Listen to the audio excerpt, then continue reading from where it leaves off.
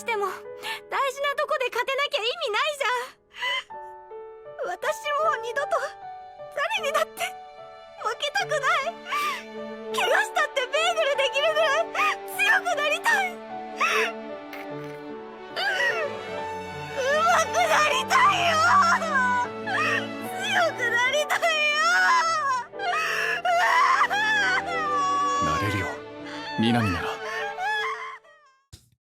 Man, it really sucks that the Shiunji family is based off of harem and incest. You know, it sucks that the show is basically based around those kind of like two themes. Now, of course, they're not blood related, so it's not incest per se, but I mean, it's the most, it basically, right? Like, it's the most, close to it. You know, it's forbidden love. No, there's no other way to shake it, right? And the reason I wanted to start the video with that specific statement was it sucks because I think episode 7 was the best episode of the season. And I think they absolutely nailed familial love, and they nailed Minami's kind of like, trial that she went through, and her grief and dealing with being inadequate. I think they just dealt with it so good. Like, it got me torn up a little bit. It got me a little teary-eyed, and it really captured just like that family love, and it captured Arata being a big brother, right? In these moments that he was trying to get Minami to not lie to herself, and at the end not cry, and it's okay to admit that you're not okay. I think these are like the biggest big brother vibes that can be exuded. And I think that this show, like this, it showed us that the show can be pretty special if it pivots from forbidden family, incest, harem, to just being about this really weird, quirky family, trying to figure out things with a really busy father and a MIA/dead mother, and try to support one another, and for each of the children to be vastly different and have vastly different talents, and have Arata continue to be like the main center, right? Like, you have all the kids, and you have Arata, and they're just kind of orbiting him as he kind of stretches out and is keeping them, basically being the head of the family. I really think that that's where the show really thrives. And this episode, you can have an opinion about it. Please share yours in the comments. But this is what I would love to see from the show, because when it's about comedy romance, it's neither funny nor it's romantic. And although don't get me wrong, I think Kotono's the best girl, I don't necessarily even want to see Arata entertain her, even though she's like my favorite, right? I think she's the best girl.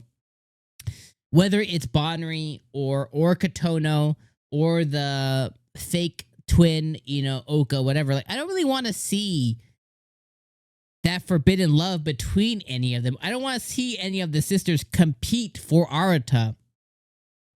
Episode 7 is what the show should be about. So what this shows me is the author, right, does have the capability of writing some pretty deep emotional moments, and it's not to completely dig on the writer, because the author, they write Ren and Girlfriend as well too, and that has had a couple of really good moments, especially with the main girl as she was dealing with her grandma and dealing with grief. The author has shown us in the past through their past work that they do have the ability to write emotion and to be able to, really kind of like take you on that journey. It just sucks that isn't the muscle that's being constantly flexed, because I just think that there's something special when they're doing what they did here. So again, the whole episode is about Minami, and it's about her, dropping out of the tennis tournament and going through an emotional breakdown about it, and trying to save face and trying to be strong among her siblings. and Arata kind of say, no, this is not right. This is not what you want. You know, you're lying to us. You're lying to yourself. Then beelining it to the tournament, you know, renting a bike, you know, taking her, you know, by foot basically on a bicycle, you know, to the tournament and pleading with her coach and having her show up. And ultimately she ends up losing, you know, she ends up doing well to start, but she ends up losing and having to deal with that grief, but not regretting that she did. And then, you know, again, feeling inadequate and feeling like she's not good enough and feeling like she can't believe she got injured, and having Ara to kind of be there to be like that moral support, that back support of the family and for Minami, and seeing a cute little, when they were on the bike, you saw that cute little, memory of when they were small, and you see Bonner going, Ishini, you know, it was cute. So I just think episode 7 really nailed it. I think this was like an 8 out of 10, maybe even a 9 out of 10 episode. It was definitely the best one of the season so far. And it just sucks that we may not get more of this just because this isn't the point of the show. The point of the show is the harem Wincest stuff. So yeah. Anyways, let me know what you guys think in the comments below, my friends. Shiunji Family, episode 7, the best one. All right, I'll see you guys next week for episode 8. Cross your fingers that we get another really cool, emotional type episode, but we probably won't. All right, see you then. Peace.